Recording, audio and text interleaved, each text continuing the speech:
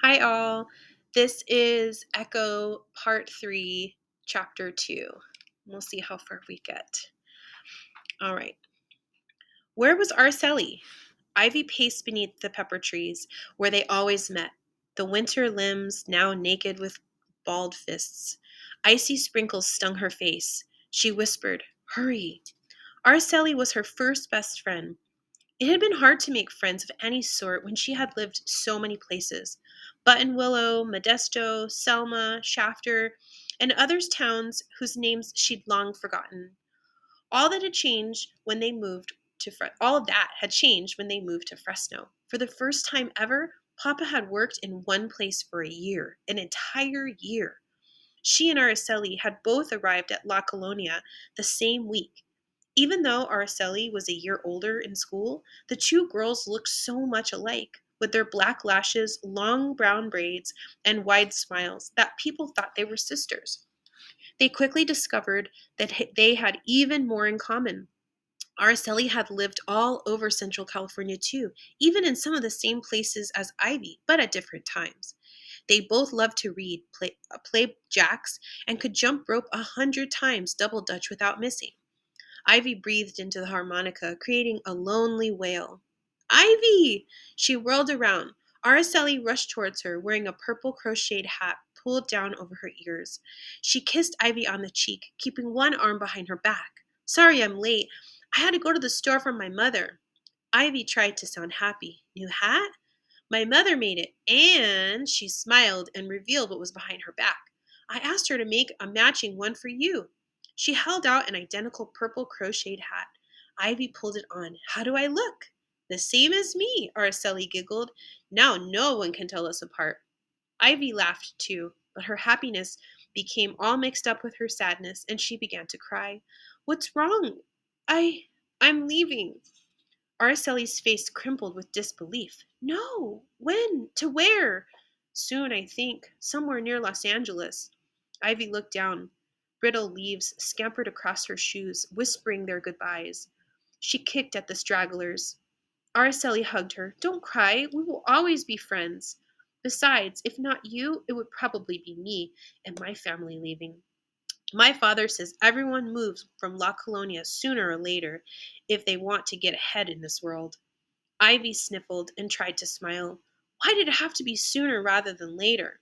"Let's promise to write each other every week," said Araceli. "Twice a week. 3 times." Her eyes drooped. "You won't forget me, will you?" Ivy shook her head. "Never." Fat raindrops splattered the dirt as the sky opened. "Run!" yelled Araceli. Squealing, they darted beneath the eaves of the corner bungalow where they needed to go their separate ways. They faced each other and held hands, but Ivy could not make herself jump up and down or laugh like they usually did. Araceli leaned in and kissed Ivy's cheek. "See you tomorrow." Then she darted across the road to her home, opened the door, and stood on the threshold, backlit by the light inside. Ivy tried to etch the image into her mind, her best friend wearing a matching purple hat, waving and blowing kisses to her. She blew kisses in return and pretended they were not the beginning of goodbye. As she dashed back to her bungalow, the rain pelted her. Ivy slammed the door on the downpour. Her hands and feet ached, changing from ice cold to warm. She pulled off her hat and jacket and heard Papa talking to Mama in the kitchen. "What about Nando?" said Mama. "I will write to him tonight," said Papa. "When this war is finished, he will return to a real home. A house. Finally, a house, Luz. We cannot dismiss this opportunity. I'm sorry we must leave at once." Ivy frowned and stepped into the kitchen. "When?" Mama looked at Ivy, her eyes apologizing. "In the morning." Ivy stiffened. "The morning? But what about my friends and Miss Delgado?" Disappointment slapped her as the news sank in. She blurted her secret. "And the performance on the radio? I'm playing a solo. It was a surprise for you." Papa rubbed both hands over his head. "Ivy, this is a once in a lifetime opportunity for our family. There will be other chances for you to perform, maybe at your new school." He held out his arms to her as if pleading for her to understand. Ivy's eyes smarted, and she blinked back tears. She was sure if Fernando were here, he had a basketball game, Papa would wait until after to leave. As much as Ivy wanted to speak her mind, she held back. Mama would think it improper to use Fernando as an example when he was away fighting a war. And and Papa was Papa. When he said it was time to leave, they left. He wasn't going to change his mind unless she thought of a practical reason. I need to tell Miss Delgado I can't perform the solo. She's counting on me. And Araceli thinks we're meeting tomorrow. Mamma's eyes filled with regret, but her voice was firm. It cannot be helped. Guillermo and Bertina will have had to leave the farm. All of Bertina's brothers are at war and her father took ill. They had to move to Texas to help their family. We cannot leave the property unattended much longer. So you understand the urgency. You can write Miss Delgado and Aracela notes, and we can drop them at the post office on our way out. Ivy whimpered, It's not the same as in person. Araceli is my best friend, and Miss Delgado is my favorite teacher. The best teacher I've ever had. I know, said Mamma, putting an arm around Ivy. But there will be other teachers and other friends, and we will have a house and a yard where we can plant flowers and a garden. There's a washing machine. Can you imagine? We will not have to haul clothes across the camp anymore. I will take over Bertina's job helping a neighbor with laundry. It's all arranged. And I will be in charge of 60 acres, said Papa. He held up the envelope. We are fortunate that Guillermo recommended me. Very fortunate. Ivy stared at Papa, feeling numb. Ivy, there is a possibility this situation will be permanent, said Papa. It is what we've always wanted. You will go to a new school, a better school with fine teachers, and the weather cannot be compared. I promise you, everything will be better. I was going to play a solo. I've been practicing and practicing. Papa threw out his arms. Ivy, there are far more serious matters at hand than this indulgence of yours. Papa's words stabbed her. Why did he think so little of her harmonica playing? And why, for once, couldn't he change his mind?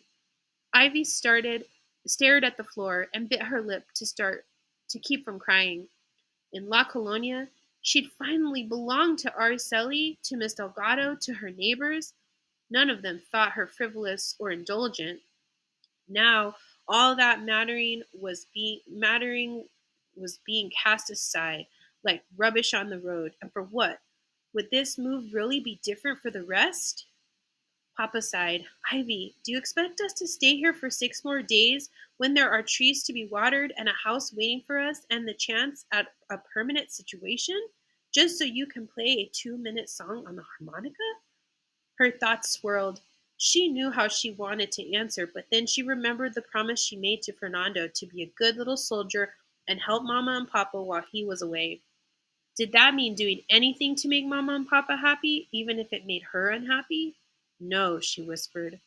Mama and I need to talk to my bosses and say some goodbyes. We'll be back in 1 hour to pack our things. He patted her shoulder before they left. Ivy went to the bedroom she had shared with Fernando before he left. Several empty boxes already sat on one bed. Her suitcase was lying open on the other. She flung clothes at it. At the end of next week, Christmas vacation started. Other parents waited until their children were out of school, but not Papa. They had to leave at once. Ivy sank to her bed, letting the tears come. Better. Papa was always looking for a place called Better. Once this place, Fresno, had been better. Now it was nothing more than the last place she'd lived. She knew how it would be after they left.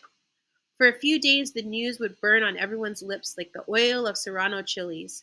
Then, in a few weeks, the memory of Ivy Maria Lopez would fade away as if she had never lived there, as if she'd never belonged somewhere for an entire year.